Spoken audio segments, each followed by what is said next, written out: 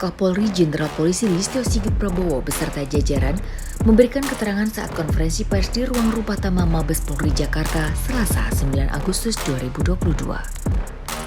Secara resmi, Kapolri telah mengumumkan bahwa Irjen Polisi FS mantan Kadif Propam Mabes Polri sebagai tersangka dalam kasus dugaan pembunuhan ajudannya Brigadir Nofriansah Yosua atau Brigadir J. Dalam keterangannya, FS berada di TKP dan memberi perintah penembakan terhadap Brigadir J. FS juga menembakkan ke dinding berkali-kali dengan senjata milik Brigadir J. Hal itu diduga untuk membuat skenario awal atas kematian Brigadir J. Penetapan Irjen Verdi Sambo sebagai tersangka pembunuhan dinilai sebagai ujian berat bagi institusi kepolisian karena baru pertama kalinya seorang perwira tinggi kepolisian terlibat dalam sebuah pembunuhan.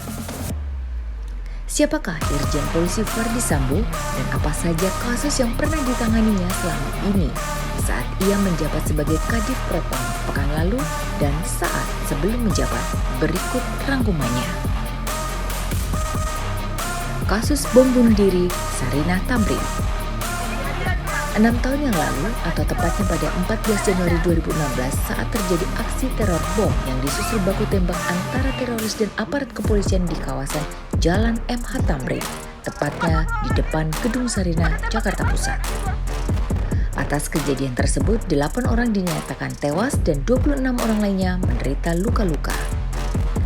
Kapolda Metro Jaya kala itu Irjen Polisi Tito Karnavian langsung memerintahkan anak buahnya termasuk AKBP Verdi Sambo untuk mengejar para pelaku pengeboman di TKP. Kasus kopi sianida Mirna dan Jessica Wongso. Tahun 2016, Verdi Sambo menjabat sebagai Wakil Direktur Reserse Kriminal Umum Polda Metro Jaya atau Wadir Krimum. Ia mendapatkan penugasan untuk melakukan penyelidikan kematian Wayan Mirna Salihin yang diracun melalui es kopi Vietnam oleh sahabatnya sendiri, yakni Jessica Kumala Wongso. Kasus perdagangan orang jaringan Timur Tengah.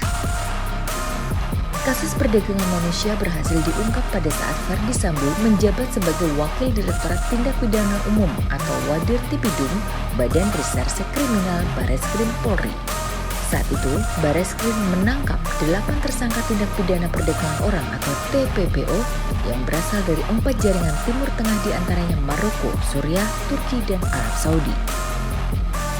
Kasus penangkapan buronan kelas kakap. Brigjen Verdi Sambo juga turut terlibat dalam penangkapan buronan kelas kakap Joko Chandra yang merupakan terpidana kasus hak tagih atau CASI Bank Bali di Kuala Lumpur, Malaysia. Penangkapan tersebut dilakukan Polri usai berkoordinasi dengan polisi di Raja Malaysia atau PDRM. Inspektur Jenderal of Police Malaysia Abdul Hamid bin Bador pada tanggal 23 Juli 2020 lalu.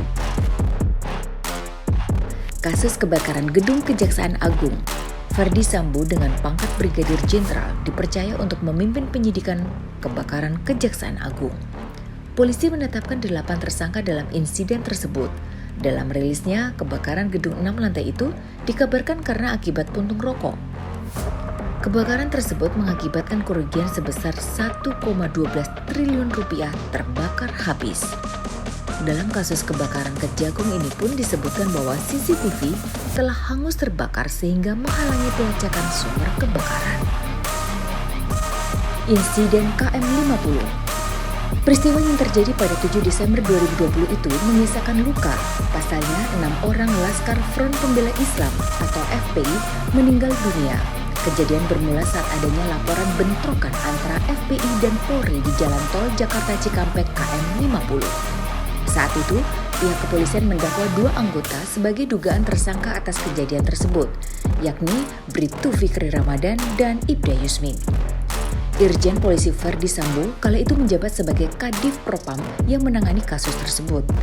Ia mengerahkan 30 anggota tim Propam untuk mengungkap fakta dari perkara. Verdi Sambo menegaskan keterlibatan divisi Propam dalam kasus ditembaknya 6 anggota Laskar FPI bukan karena indikasi pelanggaran, namun bertugas memeriksa penggunaan kekuatan. Hingga kasus KM50 berakhir dengan sidang putusan majelis hakim yang memvonis kedua terdakwa bebas, yakni Bribtu Fikri Ramadan dan Ibda Yusmin. Sedangkan 6 anggota Laskar FPI yang tewas dalam baku tembak di jalan tol Jakarta Cikampek didakwa sebagai tersangka. Hal tersebut sempat menuai protes keras terhadap institusi kepolisian. Masyarakat menganggap janggal karena diketahui 1 hari sebelum terjadi penembakan 6 anggota Laskar FPI, kamera pengawas CCTV di kawasan tersebut dikabarkan offline.